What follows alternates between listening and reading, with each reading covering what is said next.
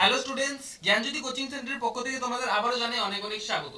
আজকের ভিডিওতে আলোচনা করব নর্থ বেঙ্গল ইউনিভার্সিটির অধীনস্থ তোমাদের জিই বেঙ্গলি যাদের রয়েছে তাদের একটি গুরুত্বপূর্ণ টপিক নিয়ে আজকের ভিডিওতে বিস্তারিতভাবে আলোচনা করব। এবং 3 মার্কসের জন্য প্রশ্নমান 3 এর জন্য কিন্তু এটি একটি ইম্পর্টেন্ট একটা প্রশ্ন হতে চলেছে। ঠিক আছে, সেটা হচ্ছে মাত্রা বা কলা বলতে কি বোঝো। এই যে প্রশ্নটি রয়েছে এই প্রশ্নটি নিয়ে কিন্তু আজকে ভিডিওতে বিস্তারিতভাবে আলোচনা করব।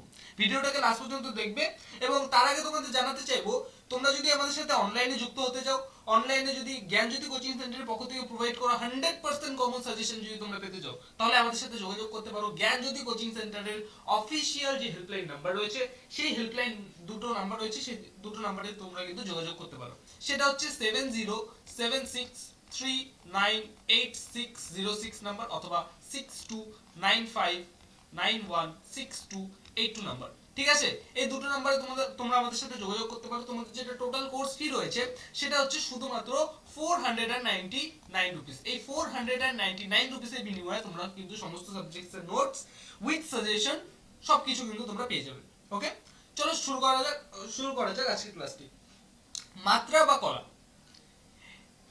একটি অক্ষর উচ্চারণ করতে যে বুঝবে ভালো মতো। ঠিক আছে, মাত্রা বা কলা বলতে কি বোঝো? একটি অক্ষর উচ্চারণ করতে যে সময় লাগে, ঠিক আছে, সেই সময়টুকুকে বলা হচ্ছে মাত্রা বা কলা।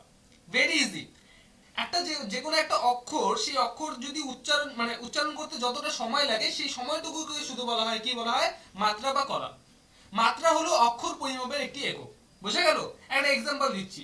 আমরা শব্দ, ধরলো আমরা, ঠিক আছে, এই শব্দটা এই শব্দে কয়টা অক্ষর আছে? দুটি অক্ষর আছে। কি কি? একটা হচ্ছে আম এবং ডা, এই দুটি অক্ষর রয়েছে। বুঝতে পারলা? এবার এই আম বা রা উচ্চারণে যে সময়টুকু লেগেছে সেটাই হচ্ছে মাত্রা বা কলা। বোঝা গেল? মাত্রা বা কলার শ্রেণী বিভাগ, মানে এই মাত্রা বা কলাকে কটা ভাগে ভাগ করা হয়? এই মাত্রা বা কলাকে দুটো ভাগে ভাগ করা হয়। বোঝা গেল? একটা হচ্ছে, ভালো মতো বুঝবে, একটি অপ্রসারিত বা মুক্ত অক্ষর। বুঝতে পারলা? একটি অপ্রসারিত বা মুক্ত অক্ষর উচ্চারণ করতে সাধারণত যে সময় লাগে তাকে বলা হয় কিন্তু এক মাত্রা। বুঝতে পারলে? একটি প্রসারিত বা রুদ্ধ অক্ষর উচ্চারণ করতে সাধারণত যে সময় লাগে তাকে বলা হয় কিন্তু দু মাত্রা। বোঝা গেল? তাহলে মাত্রা বা কলার কটি মানে ভাগ রয়েছে? এখানে কিন্তু দুটি ভাগ রয়েছে। বুঝতে পারলে? একটি ভাগ হচ্ছে অপ্রসারিত বা মুক্ত অক্ষর উচ্চারণ করতে যে সময়টুকু লাগে তাকে বলা হচ্ছে একমাত্রা, এবং দুমাত্রার যে ডেফিনিশন সেটা হচ্ছে একটি প্রসারিত বা রুদ্ধ অক্ষরকে উচ্চারণ করতে যে সময় লাগে তাকে বলা হচ্ছে দুমাত্রা। Very easy. ঠিক আছে, 3 মার্কসের জন্য কিন্তু এটি ইম্পর্টেন্ট একটা টপিক।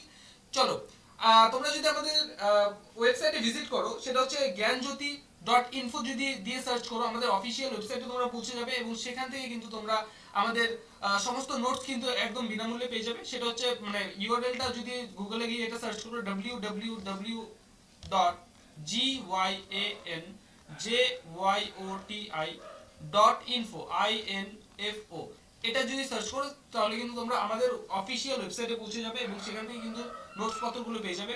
ব্লগ সেকশনে কিন্তু সেই নোটস পত্রগুলো রয়েছে। এছাড়াও আমাদের আরো একটা ওয়েবসাইট রয়েছে, সেটা হচ্ছে নীলস নিবাল বলে যদি তোমরা গুগলে সার্চ করো তাহলেও কিন্তু আমাদের ওয়েবসাইটে তোমরা পৌঁছে যাবে। দেখা হচ্ছে আর একটা নতুন ভিডিওতে নতুন কোনো টপিকের সাথে। Till that, keep learning, keep exploring. Thank you so much.